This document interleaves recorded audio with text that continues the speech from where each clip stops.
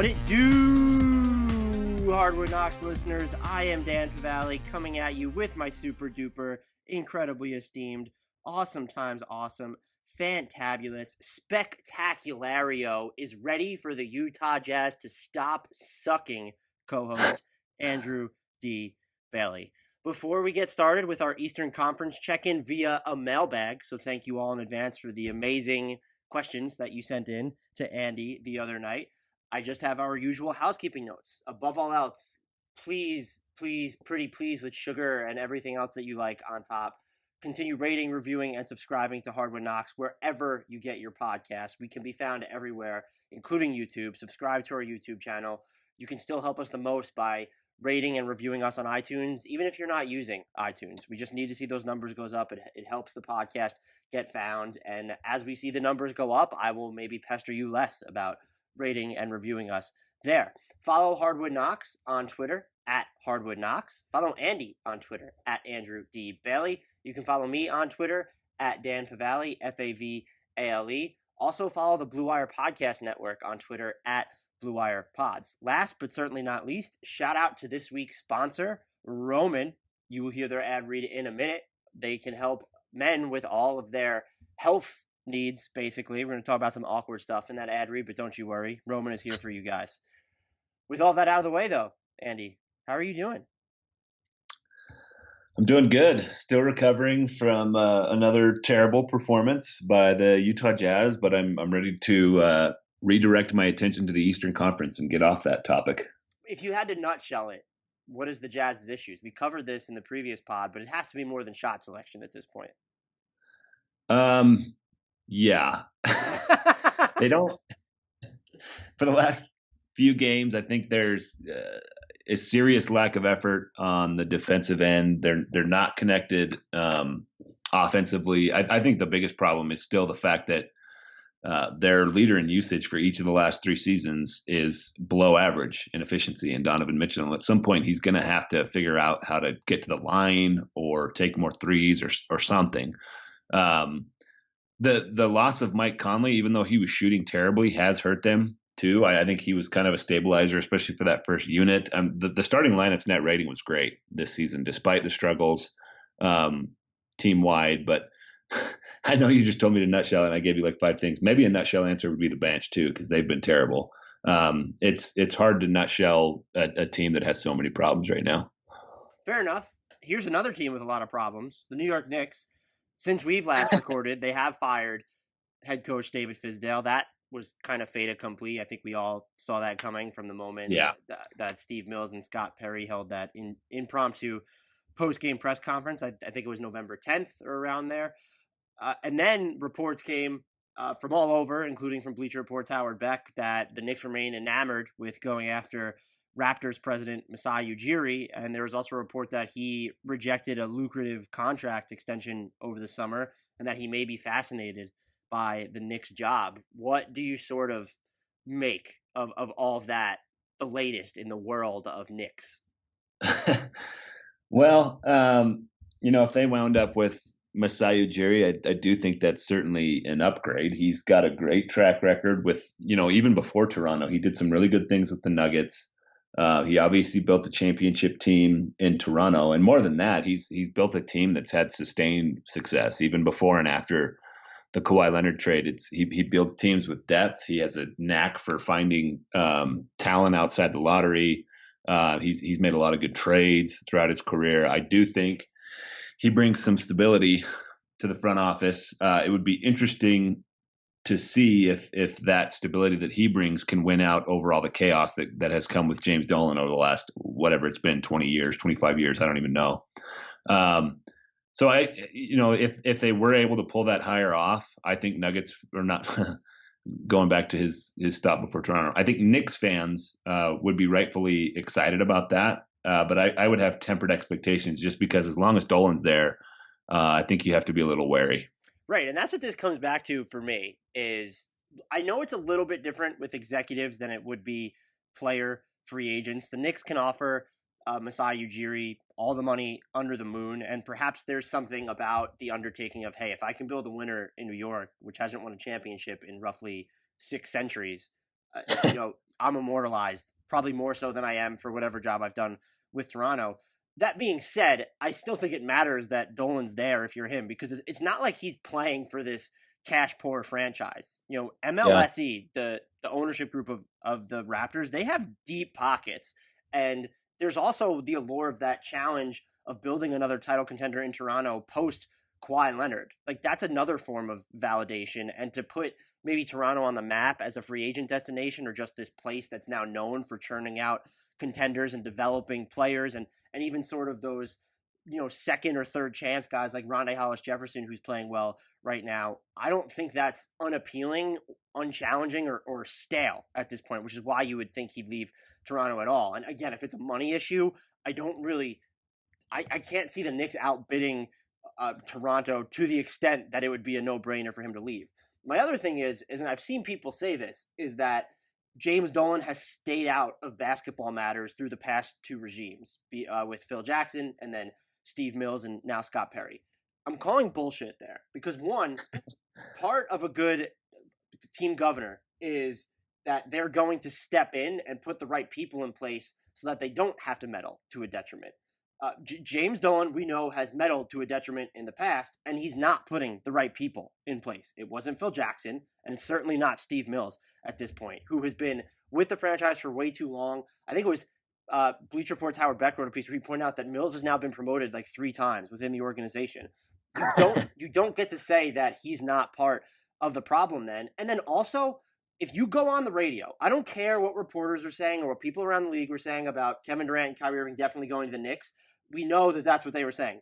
He went on the radio basically a month after the Kristaps Porzingis trade and declared that they were going to get free agents. That's meddling. And then he's most likely, allegedly, the reason that Scott Perry and Steve Mills gave that wildly out of character post-game press conference this season. That's meddling. So we have 2 instances within the past year where he's meddling. And there's other stuff going on. You think that Richard Jefferson tweet from New York's PR didn't have like James Dolan's stamp of approval, or that wasn't demanded by him? Not everyone in Madison Square Garden can be that rampantly stupid. And so he continues to meddle even if people don't see it. And the fact that I've seen people saying this doesn't fall on him as much as it does, Mills or Fizdale is mind-blowing to me. Maybe most of the blame is at Steve Mills, but you have to look at the guy who's not only installed him inexplicably because of that whole Glenn Grunwald situation after the Knicks were actually good for a season, but has now allowed him to sort of steer the franchise into this directionless hellhole that it's in right now. And that's just what's gotten me the most, is that people continue to kind of fall for the James Dolan hasn't meddled. And I think that's a deterrent to not only free agents, but to a guy like Masai Ujiri. And so I would be shocked if he ended up with the Knicks. I think Directionless Hellhole should be the name of your debut album. It's not an overstatement. Who's their fortunes turning prospect? It might be RJ Barrett, but he can't hit free throws. And people have pointed this out, like the Knicks are just not the place where you trust them to develop or maximize their young talent. Kevin Knox, I mean, even Mitchell Robinson still fouls like crazy. So again, directionless hellhole, I think, fitting. Talking about erectile dysfunction isn't easy. Usually, we just brush it off or blame ourselves, saying things like, I lost my mojo. Or we avoid it altogether with excuses like, I had a long day at work, or, sorry, honey, I'm just not feeling it. But with Roman, it is easy to talk about it. With a real doctor who can prescribe real medication, it's simple, safe, and totally discreet. With Roman, you can get a free online evaluation and ongoing care for ED, all from the comfort and privacy of your own home. The doctor will work with you to find the best treatment plan. If medication is appropriate, Roman will ship it to you with free 2-day shipping. The whole process is straightforward, simple, and again, discreet. Getting started is equally easy. Just go to getroman.com/bluewire and complete an online visit. Erectile dysfunction used to be tough to tackle, but now there's Roman. Complete an online visit today to connect with a doctor and take care of it. Again, just go to getroman.com/bluewire to get a free online visit and free 2-day shipping. That's getroman.com/bluewire for a free visit to get started. getroman.com/bluewire. Should we dive into this mailbag? We should. Let's cannonball. Let's not even dive. Let's just cannonball. Okay. All right. I'm gonna kick it off with something near and dear to your heart. This is from Mechanic32. Which team will make the first trade of the season? And I guess we can restrict this to the Eastern Conference, and maybe just tighten it up a little bit. Which Eastern Conference teams do we think are going to make some trades? It has to be the Cavaliers at this point would be my Yeah, pick. And maybe there'd be another Eastern Conference team involved in that trade, but with the report that players are growing frustrated with John Beeline's approach, like he's treating it like a college that team. didn't take very long, huh? No, I mean my whole thing is I get look just because he's older, I'll say the timeline always felt weird, but he's not even a half season into his first NBA coaching gig. Like, can players maybe give him a little bit of leeway? And I know it was probably mostly veterans, although the Athletic had reports, I believe it was from Joe Varden, that it wasn't just the veterans saying this. Like, it has to be. I thought there'd be more of a leeway period for him and just everyone involved, but it does seem that although Tristan Thompson kind of came out and just crapped all over anyone that was talking behind Beeline's back, which I thought was really cool and has made me just appreciate this Tristan Thompson season more than ever. It just seems that there are going to be moves made in Cleveland, and the no-brainer one would be Kevin Love, just because he Yeah. has the 3 years and like 90-ish million left on his contract, and he doesn't fit their timeline. And he's someone who I think, even though the money feels a little bit weird, perhaps not this season, but looking towards the back end of that deal, he does feel like someone who would be fairly desirable. Yeah, I think the money is certainly a concern, but I think you can find some realistic suitors for him around the league. I don't think the Carmelo Anthony thing's gone quite as well as some would have you believe. So maybe Portland is still an option. The obvious problem there is then you've got, we just mentioned the money for Kevin Love. You compound that with Damian Lillard and CJ McCollum's contract, and you've got a really untenable roster structure there. In my opinion. And the other problem there too is that Portland is 11th in offensive efficiency right now, and maybe that'll go down because so maybe that's not the problem. Hands up, Rodney Hood tore his Achilles. That was devastating. He was having such a good year, but they're 20th in defensive efficiency, and Kevin Love isn't going to help you That there. doesn't help. I think he'll help your defensive rebounding, which has been ass this season, but it's, he'd be a good fit, but for what? And I don't know that you would have to give up a ton of value for him, but they also need wings more than ever. And so now it's like, do you give up? Because I'm sure Cleveland wouldn't want Hassan Whiteside's expiring deal. Do you end up giving up? I know Kent Bazemore hasn't been good, but do you give up his expiring contract now for a big? Yeah, that's a problem because then that's what I was going to get into next. The ready-made trade from this offseason was like, oh, well, Hassan Whiteside's salary matches perfectly with Kevin Love's, but now he's basically the only center left. Zach Collins is hurt. Yusuf Nurkic is, obviously hurt before the season even started. So, and Whiteside has not been terrible this season. So you've pinpointed a lot of concerns with that potential fit. There's a bunch of teams in the East that I think are going to be in the trade market. We've already talked about the Knicks. If they haven't accepted this already, they need to understand that all those veterans should be available. Marcus Morris, Bobby Portis, Wayne Ellington, all those guys should be on the block. Marcus Morris is a good name for Portland. This should probably be something that we dive deeper into when we do a trade season pod, since that's coming up. But you said that name, and that he would be, him or a Jay Crowder or an Andre Iguodala. Those are probably the names that make most sense for Portland. For sure. The Cavs have Kevin Love, but they also have Tristan Thompson. I don't know if anybody would want Jordan Clarkson as like an eighth man. Maybe your first or second option offensively off the bench. Charlotte has some veterans that could maybe help some people. I think Marvin Williams could help some teams. So there's a bunch of names throughout the Eastern Conference with some talent that might be available. Could you see anyone trading for Tristan Thompson at that number, $18.5 million?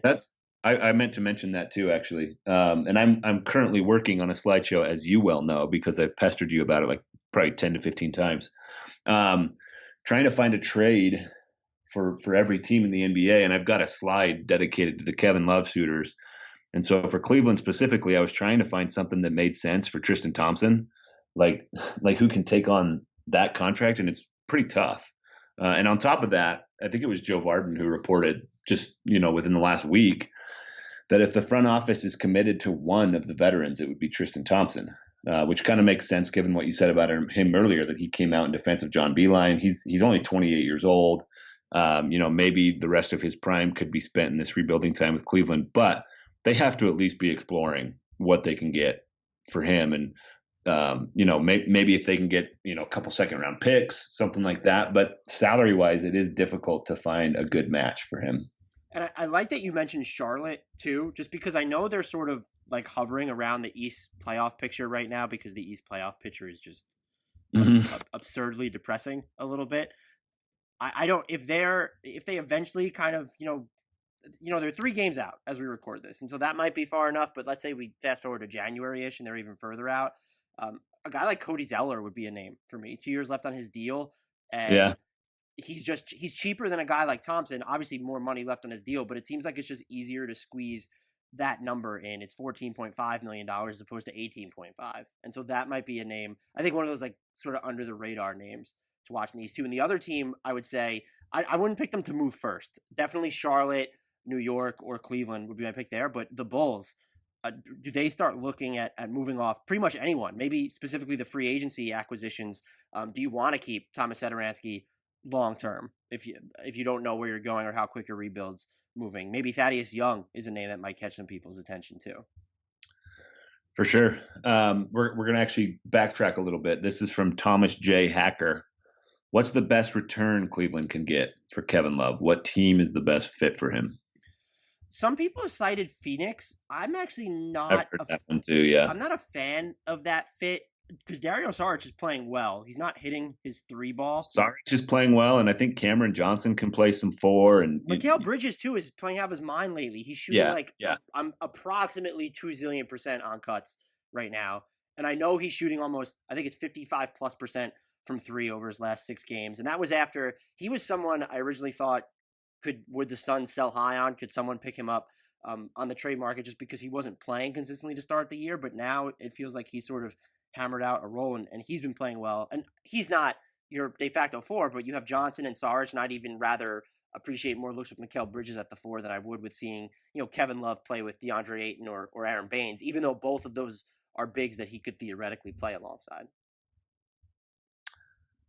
Yeah, I've heard the Phoenix stuff too, mostly just from media, not mostly entirely just from media. And I think I have all the same concerns that you have. I wouldn't be mad if they were exploring that potential idea. I've also the No Dunks pod talked about Sacramento, which I found somewhat fascinating the other day. I think Miami is kind of interesting because they've got some contracts that I think are they're basically only there to be traded at this point with James Johnson and Dion Waiters, and they've been really, really good this season, a lot better than I expected. But I think it would be nice if they still had a legit number 2 option on offense. And maybe that's a slight to Goran Dragic and Tyler Hero. They've had a lot of guys step up in games here and there, but I think Kevin Love would raise their ceiling, and I think they have enough defensive players to sort of cover his limitations on that end. So Miami's one that fascinates me a little bit for Kevin Love. They would be my pick, is probably the best fit. For him playing alongside Bam Adebayo. And then I like Sacramento's interesting too. For me though, if you're the Kings, you'd have to be getting off Dwayne Dedmon's contract in the process for me. Or Corey Joseph's, and he's just become more essential because of De'Aaron Fox's injury. But you would have to get off of one of those deals. It couldn't be, I don't even. Who else do you move when you're looking at salary filler? I mean, Trevor Ariza's on an expiring deal, but you would have to get off. And there would need to be a sweetener in there, obviously, because I know Dwayne Dedmon has the 1 less year when you just look at the way the guarantees shape out. Or actually, it's, I guess, 2 fewer years when you look at the way the guarantees shake out. But unless you're getting that deal off in the process, I don't really know if I like it that much for Sacramento, who, I'm not going to lie, I'd rather see Harrison Barnes play the 4 for them than I would Kevin Love. So I think I already know the answer to this question then. Would you give up a first-round pick for Love if you're the Kings?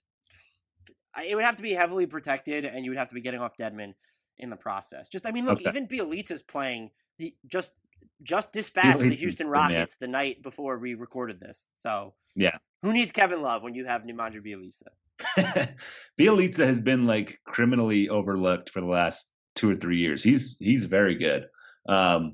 The deal I have, spoiler alert, in the article that'll be up this week is it's pretty much exactly what you laid out. It's Dedmon, Ariza, and a first for Kevin Love. So you get off the Dedmon contract. The Ariza contract is filler at that point, and then you have Kevin Love. But then I think you do have some fit issues at that point because, like you said, Bielitsa's been great. Harrison Barnes he should have been a 4 his entire career. People keep trying to make him a 3, and that's just not a He's great been idea. fine though there when he's playing for Sacramento though, so I guess Yeah, that helps the fit. and I think if you look at the resulting, potential lineups, there it is intriguing. If you've got De'Aaron Fox, Buddy Hield, um, Barnes, Love, and Holmes, or Bogdanovich, Love, and Holmes, I think they can do some really interesting things offensively with that group. But it's not a perfect deal by any means, and it's hard to find perfect deals for any team really. So I think Miami's probably the most interesting one to me, but I can see the logic behind people throwing out the Kings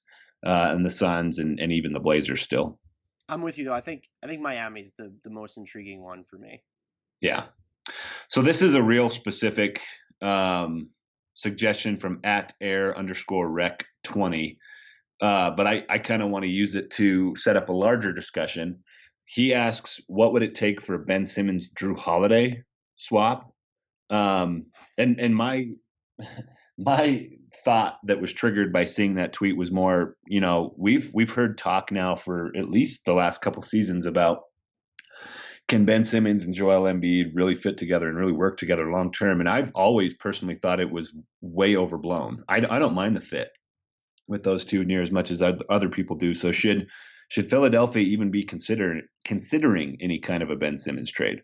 It's not going to happen this season because he's a poison pill after signing his max extension. And I think you look at it, if you flop in the playoffs this year and it's just not working, I would absolutely look at it. I don't know that the Drew Holiday swap makes sense, mainly for the Pelicans. I don't know that I love the Ben Simmons, Zion Williamson fit. You have Brandon Ingram and Lonzo Ball there. You'll run into a ton of the same issues, but I'm with you. I think it's being overblown at this point. But if we get to the playoffs and it's just not working and Ben Simmons becomes this borderline liability, I think you've upped his trade value by signing him to a contract, because I do believe there would be more than a handful of teams willing to give up primo or close to primo value for him. You're just not there yet. And feasibly you can't be, again, just because of the poison pill provision, but this wouldn't be a problem. I would, if it's a problem at all, but this wouldn't be something I'd look at for the Sixers. Throw out the contract status. This wouldn't be something I look at until this offseason at the absolute earliest. Yeah, I don't think I would either. And maybe it's just because I'm so high on both of Simmons and Embiid, and I think they're still young enough to figure it out, that I'd be willing to wait a while. But like you said, maybe if they get squashed in the playoffs, that'll change my opinion. All right, let's move on to @Al5252. This is very early for this question, but who do we see coming out of the East and why?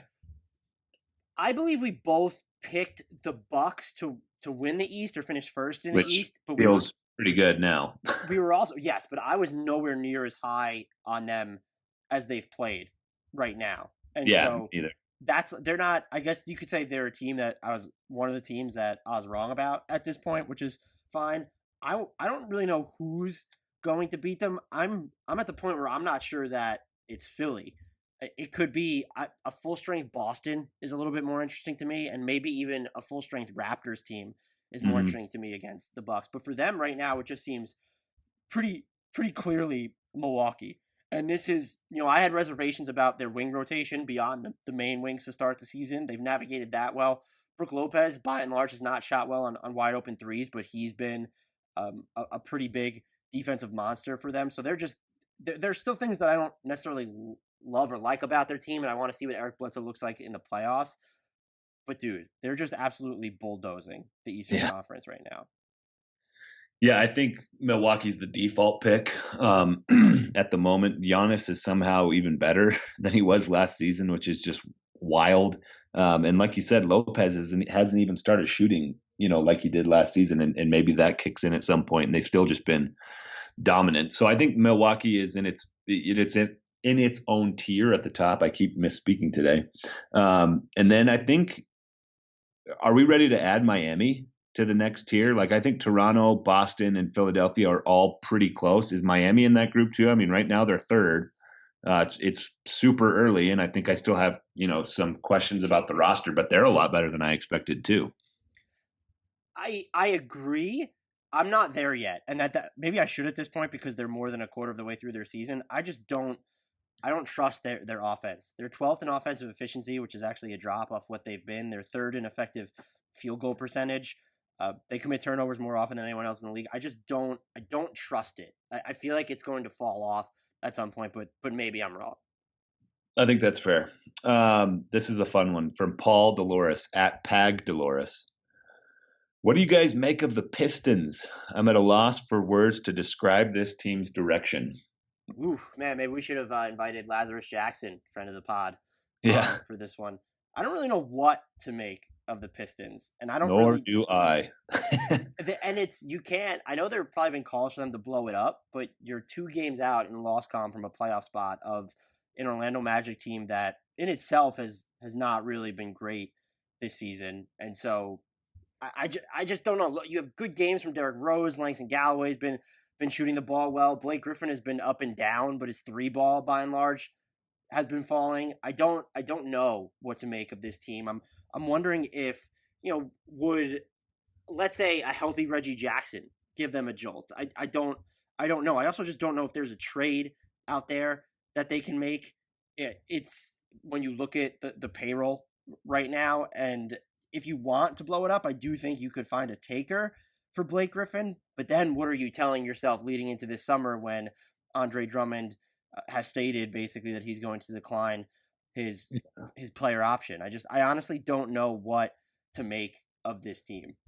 I'm happy to see that or from what I've seen of the Pistons, that the Thon Maker minutes have been decreased because Christian Wood just didn't know a ton about him, but the way he can move with the ball in his hands and putting it on the floor, just the fact that it was even a question Joe Johnson could make the roster over him at one point is really astounding to me. And I forgot about the Joe Johnson thing.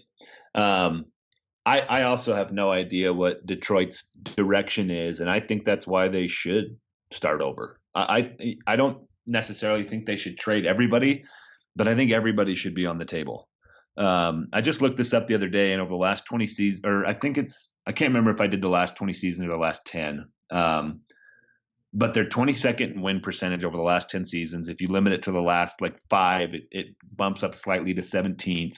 This season, like you said, they're a game or 2 out of the playoff hunt. I think they're just year after year churning through mediocrity. And I think if they keep the team the way it is, they're going to continue to do that. So I think they should be exploring whatever assets they can get for every single veteran on the roster. I think even Andre Drummond should be available. If you re-sign him this summer, I think that's a great piece to build around going forward. But if you can get a good return for him this season and avoid his free agency altogether and just sort of kickstart a rebuild, I think that's an option too. I would put literally everything on the table if I'm the Pistons, because this team is not competing for a title anytime soon. And I don't even think it's one of those teams where you can say, well, you don't have to compete for a title because you're good every year and you get, playoff experience, and people like to cheer for a good product. It's just a mediocre team year after year after year. And this is a lot easier for me to say, from an office in Wyoming than it is in a front office for a team. But I would much rather blow it up, be terrible for a few years than to just be stuck on that treadmill of mediocrity. Yeah, I agree. I also misspoke.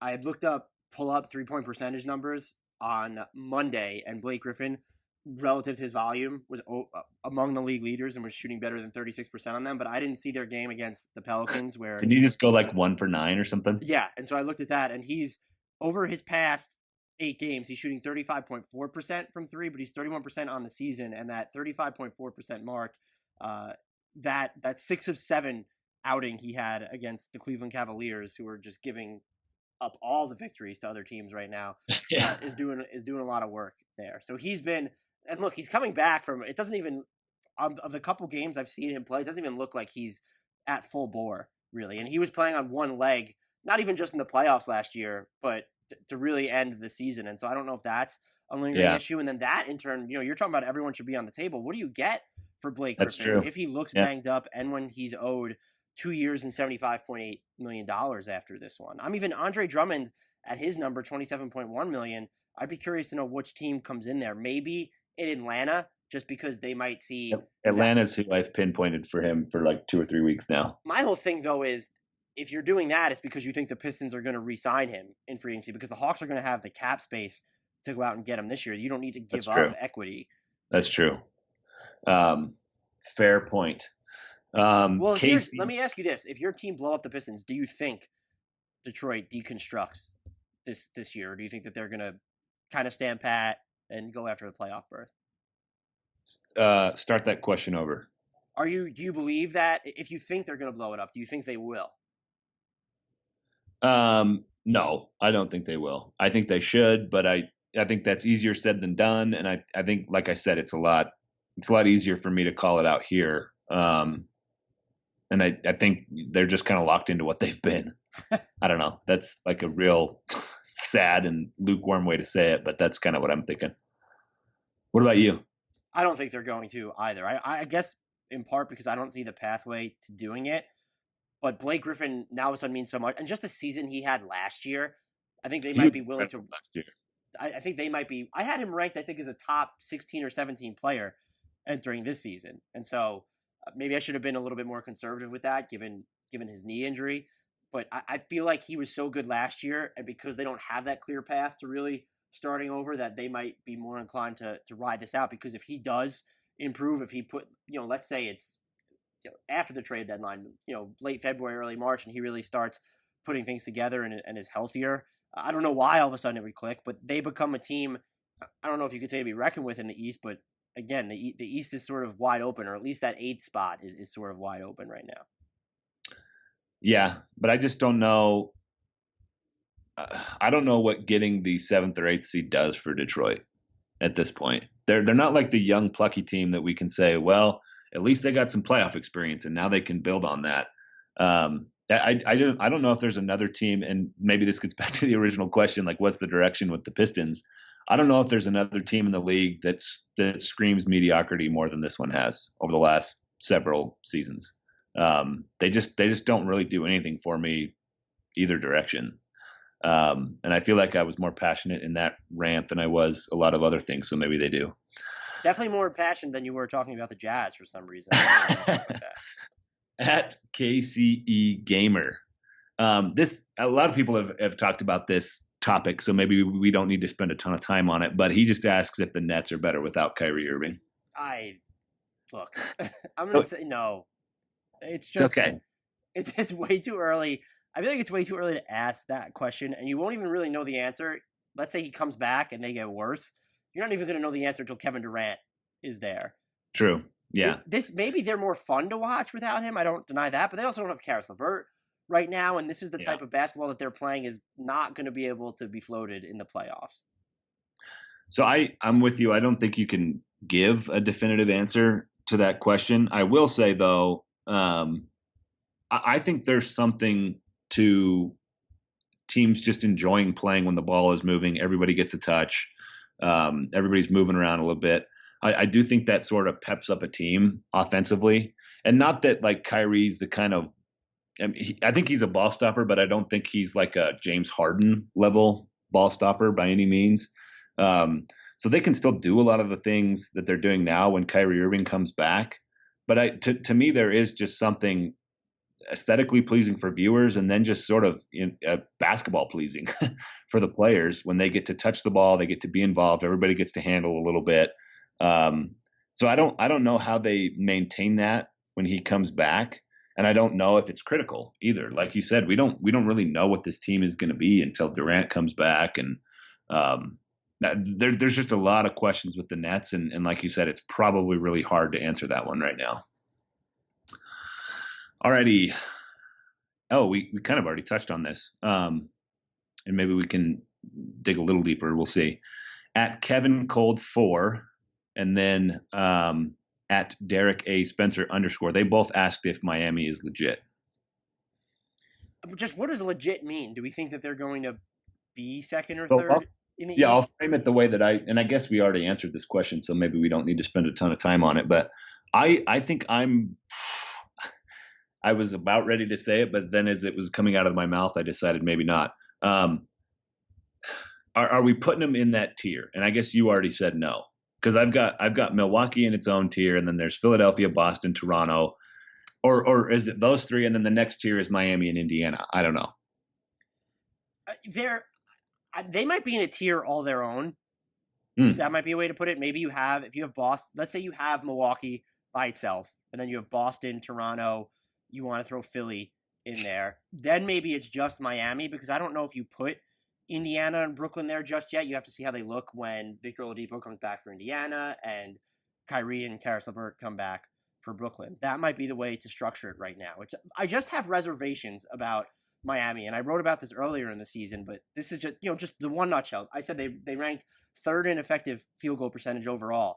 Based on the location of their shots, though, they should be 14th in effective field goal percentage. So they're really outperforming expectations there. And look, they take a good amount of the right shots, but they don't get to the rim too frequently. So it's just I'm just not entirely sold on them. Even their defense, I haven't looked to see if this stabilized, but opponents were just not making their wide open threes against them this season. And so that was another one where I wondered, hey, are they going to be among the best defensive teams in the league? And now it seems to have sort of stabilized, maybe a little bit low, but teams are shooting 36.8% on wide open threes against them. So perhaps that's not as big of a concern. I think they're good and they're better than I expected. I'm not going to loop them in with the Raptors and Celtics right now. Here are some things I find really intriguing about Miami. As you know, I have already taken victory laps on Bam Adebayo, but I think he's even better than I expected. I could not have predicted 15, 11, and 4 assists. The passing is the truly wild part of this season for him. He's really switchy on defense. He's been phenomenal. Tyler Hero, averaging almost 15 points a game and shooting 39% from three. I would never have predicted that. Duncan Robinson is taking 7 threes a game and shooting 43% from three. They're getting contributions from Olynyk, Myers Leonard. They're just having a lot of guys randomly pop up and make contributions that we didn't expect. I think Kendrick Nunn probably goes in that group too. And maybe this is a reason to say it's all going to come crashing down at some point, because maybe two or three of these guys come back to earth a little bit and suddenly they're not near as good. But there's just a lot of encouraging signs all over this roster. And I think their best trade pieces, like I mentioned earlier, Johnson and Waiters, they're not even playing. And so if you replace those guys with another rotation player or even a borderline star like Kevin Love, then they become pretty interesting to me. Aaron Gordon would be an interesting name for them. Oh, yeah. That'd be very interesting. He's having a weird season. He's not been good. Defense is fine, but he has not been good. The thing that's weird with the Heat, too, their defense, they rank in the top 10 of defense in every single shot location except for at the rim, where they're 28th per Cleveland West. They're 5th in defending the short mid-range, 6th on long mid-rangers, 3rd defending the mid-range overall, 8th in corner threes, 2nd in above the break threes, 2nd in all threes, 28th in opponent percentage at the rim. I just found that wild. Yeah. Aaron Gordon's shooting 42% from the field and 31% from three, just to emphasize what you said a second ago. That's actually higher than he was shooting the last time I checked, so congratulations to Aaron Gordon. Yeah, bringing it up. Okay, this one's kind of fun. Jaylen Brown, All-Star reserve or nah? Ooh, I'm going to defer to you on that one. I think it's in play. If you look at Boston's roster, they have, I think, 4 guys with All-Star cases right now. They're obviously not going to get 4 All-Stars, but Jaylen Brown right now is averaging 20 points a game, 7 rebounds, shooting 38% from three. I think if Boston gets multiple All-Stars, he'd probably be 3rd or 4th in the pecking order. I don't know. You can maybe correct me if that sounds wrong. Gordon Hayward's, probably bringing up the rear just because he's only played in 9 games at this point, and maybe he'll have enough time to build up his resume between now and February. but Boston's been really interesting this season. Jalen, this is another team that has a few guys that I think have been better than I expected. They look pretty dang good. You said he'd be third on your list. I would probably only put Kemba in front of him. Are you putting Tatum ahead of him? Tatum's been really like Tatum's shooting has not been as good as Brown's, not even close actually, but I think Tatum's actually been better defensively. That's probably fair to say. I've been impressed with the frequency with which Jaylen Brown is getting to the rim relative to seasons past. It's actually less often than ever, but he's shooting better than 70% at the rim, and again, you said his 3-point percentage, his free throw attempt rate is down, but his passing feels like it's been a little bit better on drives. He's passing on a higher percentage of his drives than Jason Tatum. I might put him in front of Tatum just because he's been the more consistent player this year. And as I'm looking at the stat sheet now, his effective field goal percentage is almost 9 points higher than Tatum's. I didn't realize that gap exists. Yeah, Tatum's he's hit his threes, even though that has dropped off. He's below 37%. That's not terrible, but it is a career low for him. But he's been just sort of up and down. And he gets to the rim less than Jaylen Brown. He's getting to the rim on 25.2% of his shots, and that's a career low. And he's shooting 52% at the rim. So and those aren't the numbers that everyone's looking at when they're picking All-Star, but I think it's pretty clearly been Jaylen Brown who's the more consistent player this year. And they're just so close when you look at the statistical categories. And I would even say defensively that I think I'd give the edge to Jaylen Brown right now. Kemba's definitely one for me on the Celtics, but then I think I'd go Jaylen Brown when we're looking at an all-star pecking order. I was looking at the Celtics roster the other day. They've got 12 guys who've played over 200 minutes. Can you guess how many are below replacement level by box plus minus? Out of 12? Yeah. I'm going to say 1. Ooh, close. 2. It's just Carson Edwards and Grant Williams. That's it. The 2 rookies. Carson has huge ass quads. So that makes up for the below replacement level box plus minus. I can get behind that. But they are deep. They're playing really well. If we got that question about Kyrie Irving, but switch Nets out with Celtics, I think it might be a little bit easier to answer. Anyway. We got Justin's question in. He asked us about Jaylen Brown. Kevin Cold is back, and I think we've kind of already answered this. Raptors or Celtics? I'm just going to put them in the same tier. Yeah, I would too. If you had to pick, though. Probably the Celtics right now. I want to say the Celtics too, but I feel like I'd pick the Raptors. Maybe I'm just way too high on Pascal Siakam. Yeah, I was going to say that Siakam and Van Vliet have sort of come back down to earth a little bit in recent games, but they've obviously got a lot of playoff experience. Siakam's been phenomenal this season. I think the talent is a little bit deeper on Boston, for sure. And Toronto's relying on guys that you could easily see fading off as well. Is Terrence Davis going to be amazing forever? Is Rondae Hollis-Jefferson going to be an elite offensive rebounder and be finishing around the rim better than he usually is for the rest of the season? I don't know. By the way, we talked about this on a different episode. I don't remember which one, but tracking the Marc Gasol 2-point percentage. I think he went 0 for 6 the last game, and now he's down to 32.8% from 2-point range this season. Look, that's impressive. I feel like that's really difficult. That's like borderline staggering. Borderline? That's absolutely staggering. Okay. What does he shoot from 2 for his career? Let's go back to this. 49.7%. And that's definitely staggering. Prior to this season, he was that didn't make a big difference. 49.8 before this season, 32.8 this season. It's just that's wild. And look, it's under 50% because he's that pick and pop big man, but to see it at 32.8% now is wild. Yeah. At Skills Sunny, a full health Celtics squads will win the East. Am I right? I think it's in. I would, again, we've already picked the Bucks, so I'll obviously stick with that. But would you be shocked if the Celtics were in the NBA Finals? No, I think the three teams right now, and you could throw Philly in this because maybe they are built for the playoffs, but the three teams right now that wouldn't shock me at all to come out of the East are Milwaukee, then Yeah. Boston and Toronto. And I'm on the fence about Philly. I was even reluctant about putting them as the second best team in the East this year, but they're when they're going to be healthy, their starting five is going to roll over people, and I could see them being a real problem in the playoffs. And so I would throw them too. Miami would surprise me more to come out of the East than any of those other four teams. I would agree with that.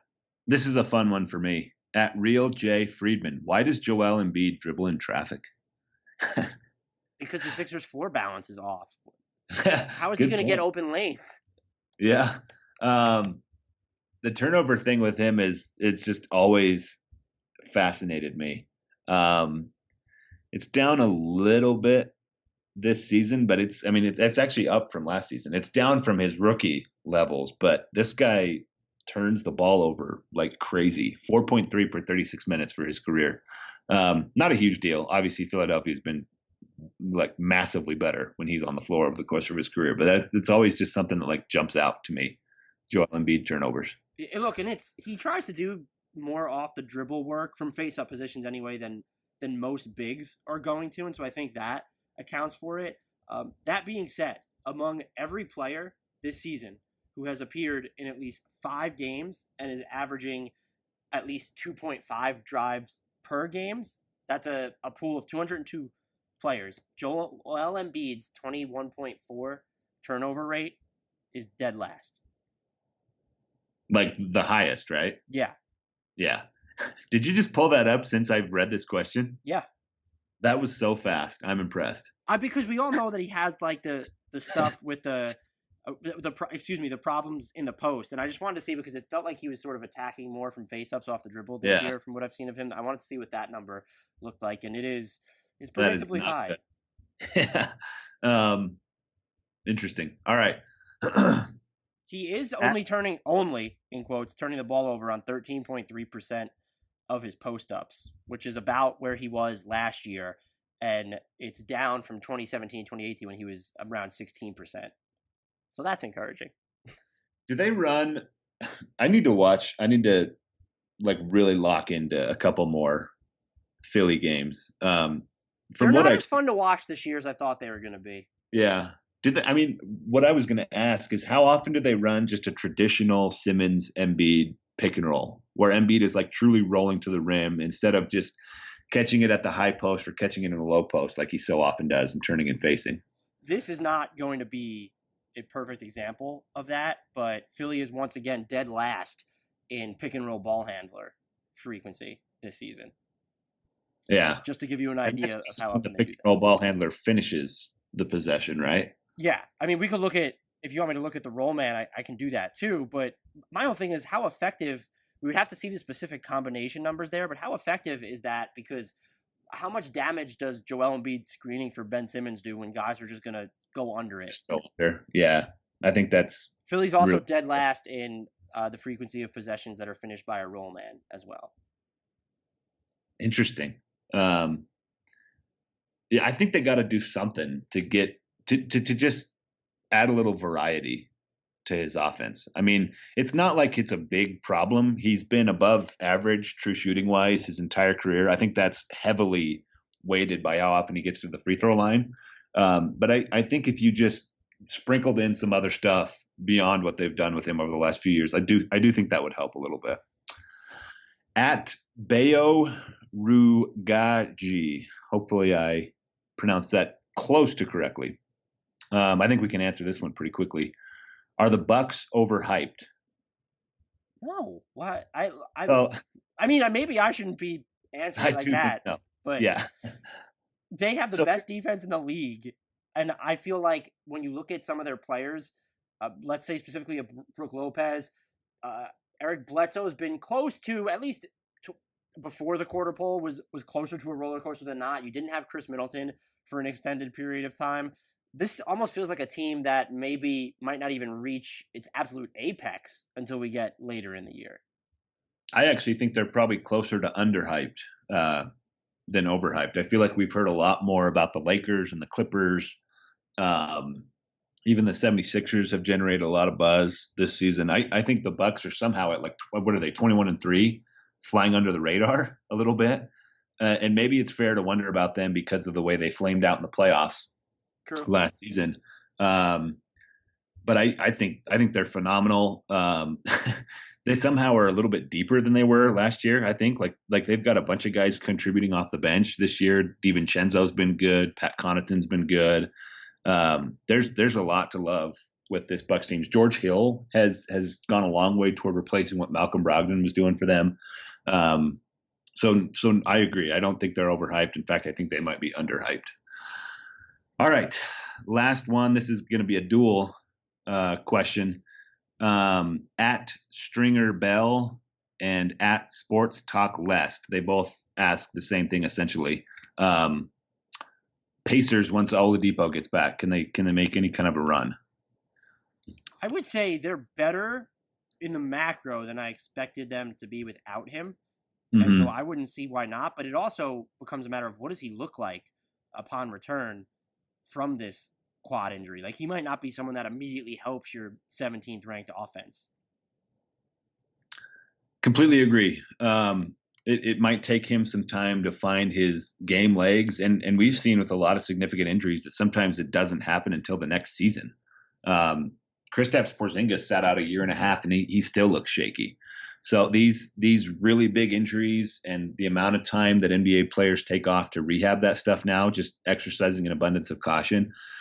I do think it takes a while to get back into the flow of things. But if it, let's say it's a quick timeline for him, and in 2 or 3 months he kind of looks like his old self, they're going to be tough. Have you heard this take floating around the last few weeks that like 1 through 6, the East is right there with the West this season? I've seen the take that I've seen floating around is that the West is not as strong as people make it out to be. So I think there might be something to both of those. I'm not ready to say the East is like caught up to the West, but when we talk about teams like Indiana and Miami and Boston's better than we thought, and the East still has major issues at the bottom, but 1 through 6 is pretty dang strong this year. Do you think that this could just be a gap year for the West, though? You're looking at a banged up Golden State, no Zion in New Orleans, and then Sacramento's been playing better of late, and so I won't use the De'Aaron Fox injury as an excuse for them, and they really haven't been terrible. But we're also then to go with the former of saying that the East is right there, that the West is substantially weaker. You have to kind of believe that Portland and San Antonio are what they've been thus far, which is possible. They're both 5 games under 500 for San Antonio, 6 for Portland. Maybe they are that bad, but if one of them sort of comes on in the middle of the year, I feel like that could turn pretty quickly. I do think San Antonio is just what it is, though. And I know that this is one of our areas of disagreement. And then Portland, if they keep losing guys to season-ending injuries every couple weeks, they're going to be in trouble too. Yeah, I mean they're in trouble now. So yeah. The question I'm upset that you didn't get to is from Jacob Harmon at JK Grin at JAEKGRIN. Oh, you would do this. How much are the Knicks going to beat the Jazz by? I will say I'll put the over-under at 11.5, favoring the Knicks. That the Jazz should be favored by 11.5, or no, the Knicks should be favored, and RJ Barrett's going to drop 35. Marcus Morris is going to have 30. Mitchell Robinson's going to have 8 blocks. It's going to be a coming out party for the Knicks. Oh, and someone did ask. This is DJ Oprah Spinfree at the Eric. Hey, Mincer. repeat appearance. I will never forget that handle. Are the Knicks the worst team since the Bobcats? I'm assuming that this is a reference to the 2011-12 Bobcats, who went 7-59. The Knicks aren't even the worst team in net rating this season. So according to Cleaning the Glass, they're 28th in net rating. If you go by Basketball Reference, they're 29th, and they have the 15th worst net rating of all time right now, where that Charlotte team was tied for the worst net rating of all time with the 92-93 Dallas Mavericks. Right now, Cleveland has the worst net rating in the NBA, and it is one of the 10 worst of all time. This is not adjusted, though, so that would be something to look into, but I do not think that the Knicks are the worst team since those Bobcats. But if they trade Marcus Morris, the season is still young, is all I'll say. I just pulled up the worst winning percentages of all time. That 2011-12 Bobcats team, 10.6%. It's like staggering. It's the second time I've used that word in this podcast.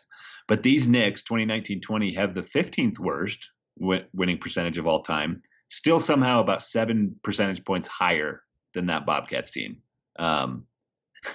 You got to be really, really bad to match that 10.6%. I wonder what happens if I do SRS, which is strength of schedule and point differential. Let's see where the Knicks come in on that one. Let's see.